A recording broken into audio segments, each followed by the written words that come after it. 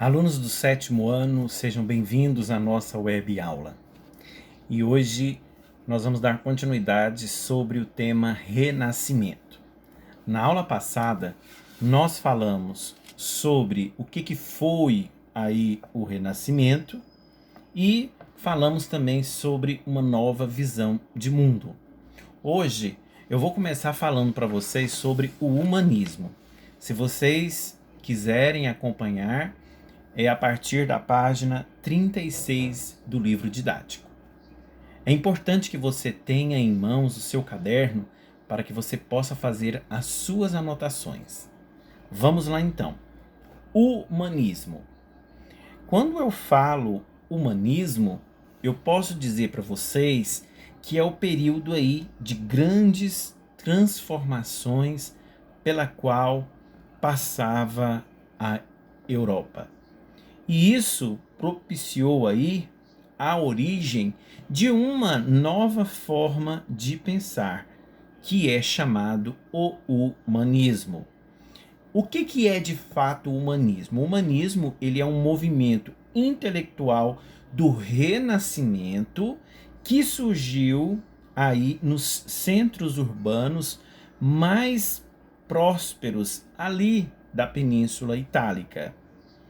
O humanismo ele voltava-se para a busca do conhecimento sobre o ser humano e a natureza por meio da investigação, da observação e da crítica, valorizando a razão e o raciocínio lógico.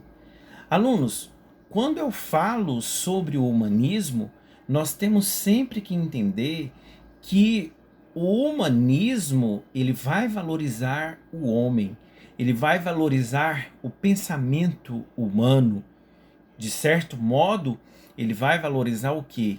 A razão. Quando vocês forem estudar o movimento chamado Iluminismo no 8º ano, vocês vão perceber que este movimento iluminista ele foi iniciado mais ou menos no século 17 e 18 e ele foi um movimento de ideias que nasceu na Europa e que está presente até hoje na humanidade. Por este movimento chamado Iluminismo, é importante a gente entender que o movimento ele pregava o quê? O uso da razão, para que o homem pudesse alcançar a felicidade e a prosperidade. Ele teria que usar o quê? A razão. E aqui a gente pode dizer que o principal objetivo do humanismo é a valorização da razão e do raciocínio lógico. Os humanistas, eles questionavam a submissão das pessoas, inclusive aí a devoção religiosa como centro da existência e a vida contemplativa, que eram inclusive características da época medieval, ou seja, da época da Idade Média, em que a gente estudou, a gente sabe que valorizava muito a questão do teocentrismo, Deus no centro do universo. E a gente pode dizer que aqui, lá na Idade Média, eles apoiavam o quê? Uma postura mais ativa, inventiva, observadora e capaz de usufruir do seu mundo e de seu tempo. Assim, o que aconteceu aqui no humanismo? O humanismo ele veio para substituir essa teoria, essa prática conhecida como teocentrismo. Então, em substituição à visão teocêntrica, os humanistas então defendiam o quê? O antropocentrismo, que colocava o homem no centro do universo. Então, se a gente for fazer uma comparação entre teocentrismo e antropocentrismo, a gente tem que entender que no teocentrismo, Deus era o centro do universo. Isso durante a Idade Média.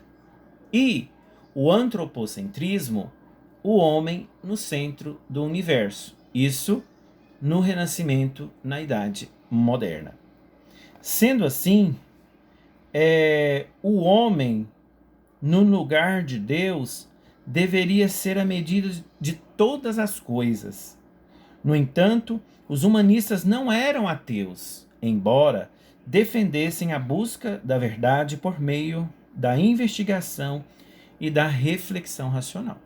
Então a gente tem que tomar cuidado quando a gente fala aí de teocentrismo, antropocentrismo, a gente tem que ter esse cuidado para não confundirmos. Por quê? Porque o antropocentrismo não são formados por ateus, por pessoas que não creem, não acreditam em Deus. Essa nova visão aí de mundo significa que o homem aqui, ele vai ter o quê?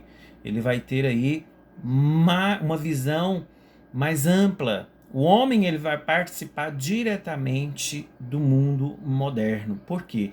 Porque ele, usando a razão, que era a característica principal aí do humanismo, ele vai então desenvolver aí a modernidade.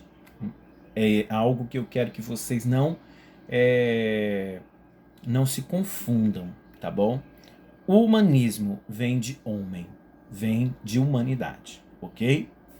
Nós vimos também na aula anterior, na página 37, sobre o espírito científico, sobre o desenvolvimento da ciência aqui no Renascimento, né?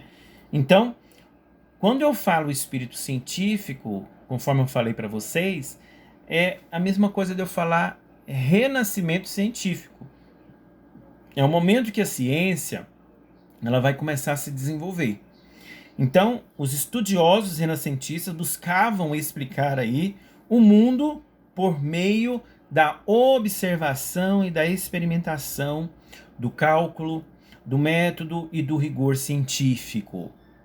Com base nessas concepções, realizaram muitas descobertas e inovações técnicas nos campos da matemática, da física e da astronomia.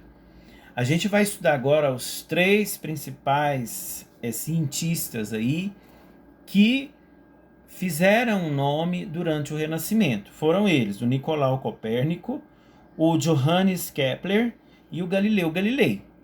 Quando eu falo do Nicolau Copérnico, né, ele é considerado aí o pai da astronomia moderna.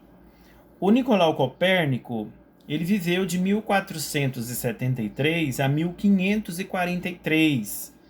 Ele era um astrônomo polonês, contestou a teoria geocêntrica, elaborada pelo grego Ptolomeu e reafirmada pela Igreja Católica, segundo a qual a Terra era o centro do universo.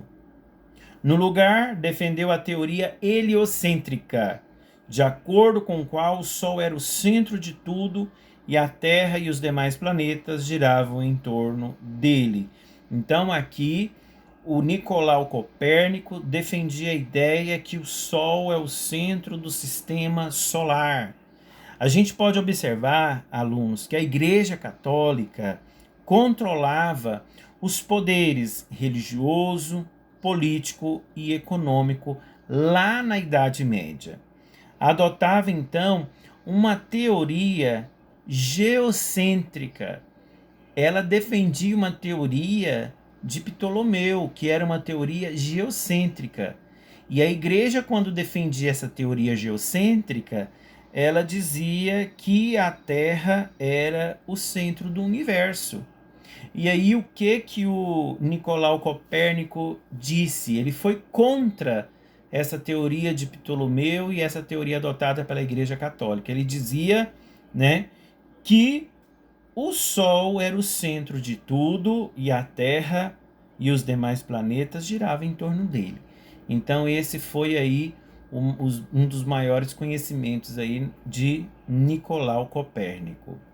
O outro cientista importante que a gente tem que estudar é Johannes Kepler. Ele viveu de 1571 a 1630.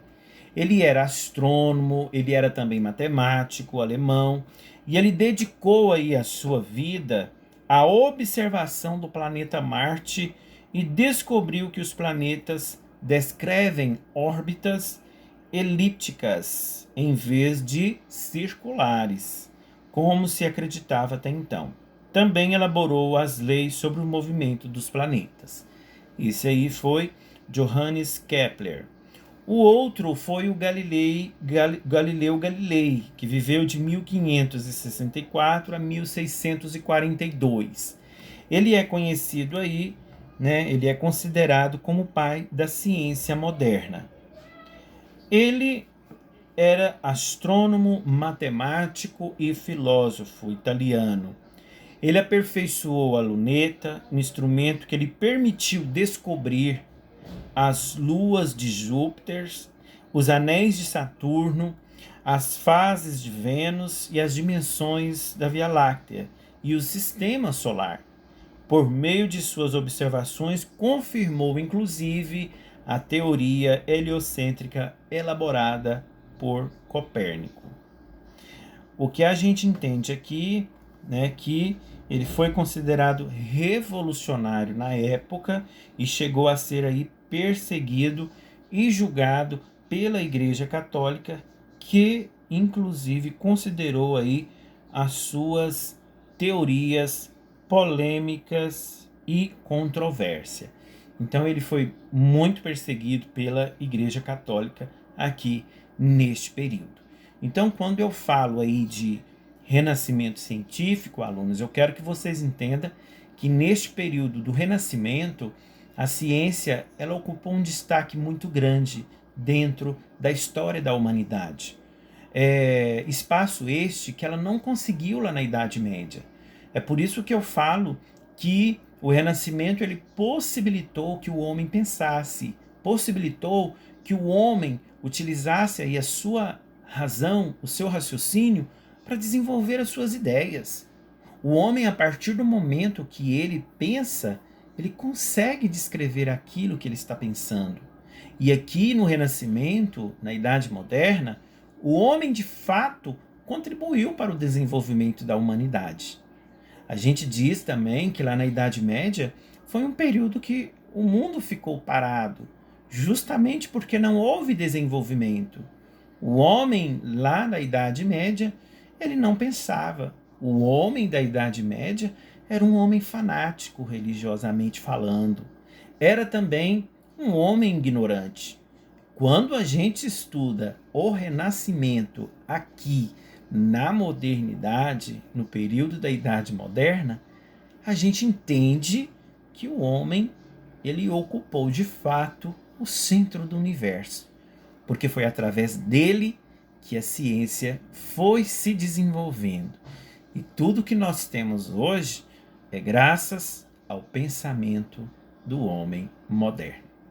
Nós vamos ficar por aqui. Até a nossa próxima aula. Até mais.